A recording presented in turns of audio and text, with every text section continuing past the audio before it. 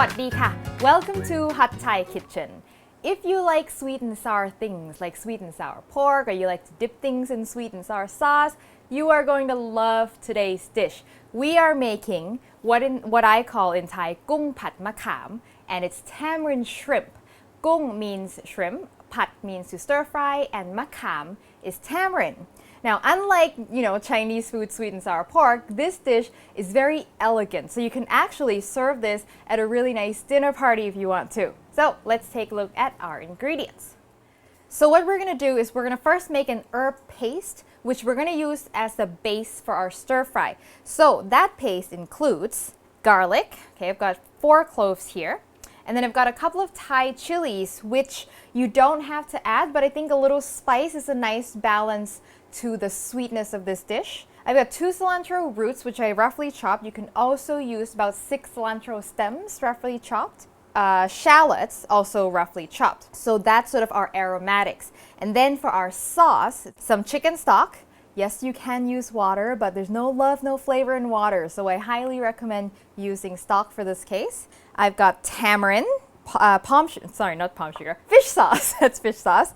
And I've got palm sugar. The palm sugar, it's important that you use palm sugar for this and not granulated sugar because it is a main flavor component. And so that flavor is going to really come through. So if you use regular granulated sugar, you won't get that sort of richness of flavor. And I've also got our shrimp, of course, because this is a shrimp dish. I'm using shrimp that are quite large because I think for this dish, because essentially it's all shrimp, and if you use small shrimp, it just doesn't look as elegant when you dish it up. Okay, and then I also have some serrano chilies and some spur chilies. Anything red and green is fine. Basically, this just adds pops of color. The main thing is going to be the shrimp, so this is sort of like a garnish, okay? So let's talk about our garnish. Now, garnish are theoretically optional, but there's one garnish that I highly recommend you have because it'll make a huge difference, and that is our crispy fried shallots right here. Now, these are basically shallots slowly fried in oil until they're crispy. I have a tutorial that shows you how to make that in my Hat Yai fried chicken episode. So if you want to see how these are made, you can check out that video. I'll put the link at the end and also in the description. These are great for miscellaneous sprinklings as well. So if you're going to make some, make lots and you can sprinkle them onto everything. And then I've also got, these are really optional. These are dry chilies that are fried until they're crispy. And then just some cilantro leaves. Okay, so that's all our ingredients. Let's get started. So we're first going to make our herb paste that I was talking about. So very simple. You can use a food processor for this, but it's such a small amount that I find a mortar and pestle is better. So in goes my shallots, my garlic, and also my chilies, which I'm going to remove the top. And I'm using this kind of mortar pestle because it just happens to be what I have. You can use the stone one like I usually do. There's no problem. And then I'm missing something, cilantro roots or stems. So in goes.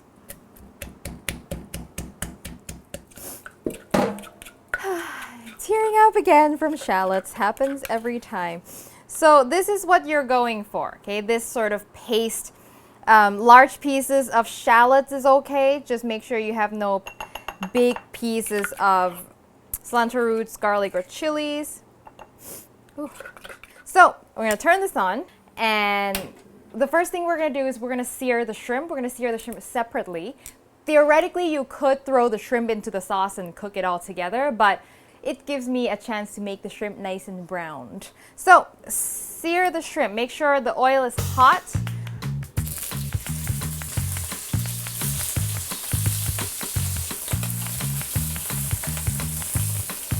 So our shrimp are nicely seared. Now, if you've got big shrimp like I do and they're not cooked all the way through, don't worry about it. You will get another chance to cook them in the sauce. So I've got a little bit of oil in here. We're gonna add our herb paste. By the way, the oil does not have to be hot when you add this in. In fact, it's safer if you add it when the oil is a bit too cold. That way you don't instantly burn your garlic and shallots. So you're just gonna cook this until the smallest bits of garlic starts to brown. So this oil that I used is the same oil that I used to fry the shallots with. So when you do make the fried shallots, don't get rid of the oil. Keep it for things like this. So the smallest piece of garlic starting to brown now. I'm gonna go in with my chicken stock. Our sauce ingredients pretty much. So my palm sugar, the fish sauce, the tamarind. And then we're gonna cook this until the sugar is dissolved and also until it reduces to our consistency, the consistency that we want. And that consistency is sort of thick enough to coat the shrimp is what you're going for. Every time you work with tamarind, the amount that I give you in the recipe may not be the amount that you need because every brand of tamarind has different levels of acidity. So once the sauce reduces to the right consistency, you want to taste it. If it's your first time making this, you want to taste it, and there's your chance to adjust the balance of this sauce, okay? Now, brownie points for those of you who thought, wow, that sauce looks very much like pad thai sauce. Yes, it's the same 3 ingredients, tamarind, fish sauce, and palm sugar. In fact, there are a few dishes in Thai cuisine that uses these 3 seasonings. This is where I want it. It's thick enough now. I know that once I add the shrimp, I will cook it down a little bit more. So this is when I'm gonna add my shrimp. Turn the heat up a little bit. Toss to coat. And then if your shrimp has not fully cooked, this is where you wanna make sure they are fully cooked. Wow, this stove, it's nice, but it's like I'm still trying to get used to. It's only my second time stir frying with this stove. Okay, so my shrimp are done. What I want to do at this point is I'm going to add half of my chilies. Toss that in, get that coated, and then I'm going to turn it off. And then now if you are not serving this for anybody special, you can just pile this onto a plate. But if you want sort of a nice presentation, I'll show you a trick for plating. So you want to remove the shrimp, set them aside.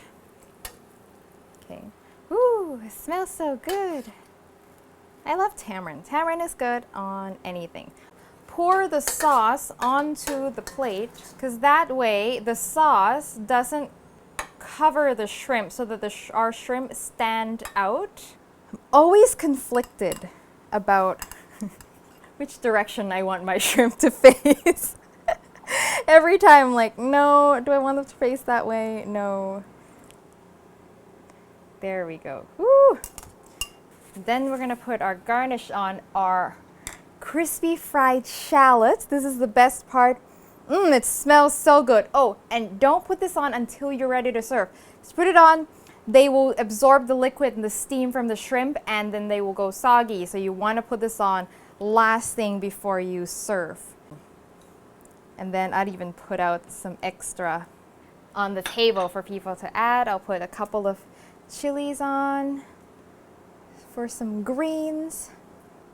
There you go. Doesn't that look worthy of a fancy dinner party? So let's see. We would normally eat this with rice, but if you want, you can use tailless shrimp, and then you can wrap it in a lettuce wrap. You can put it in, you know, some sort of a taco. I don't know. There's just so many things you could do with this stuff.